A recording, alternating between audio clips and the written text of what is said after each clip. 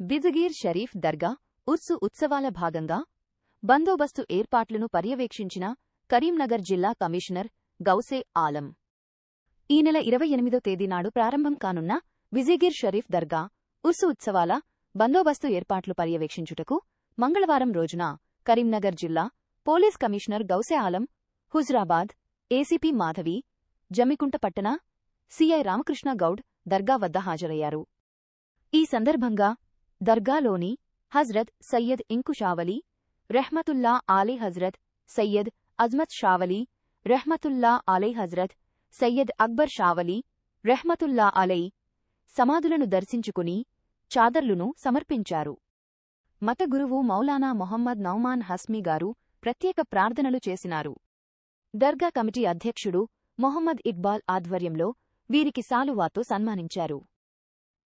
Karimnagar CP గౌసే Alam మాట్లాడుతూ, బిజిగిర్ షరీఫ్ గ్రామంలో 3 రోజుల పాటు జరిగే ఉర్సు ఉత్సవాలలో వేలాది మంది భక్తులు ఉర్సు సందర్భంగా దర్గాలోని సమాధులను దర్శించుకుంటారని, వీరి యొక్క బందోబస్తు కొరకు స్పెషల్ టీం పోలీసులను బందోబస్తులో పాల్గొంటారని, నిరంతర పోలీస్ నిఘా ఉంటుందని, ఎలాంటి అవాంఛనీయ సంఘటనలు జరగకుండా పూర్తి బందోబస్తు ఏర్పాటా చేస్తామని చెప్పినారు.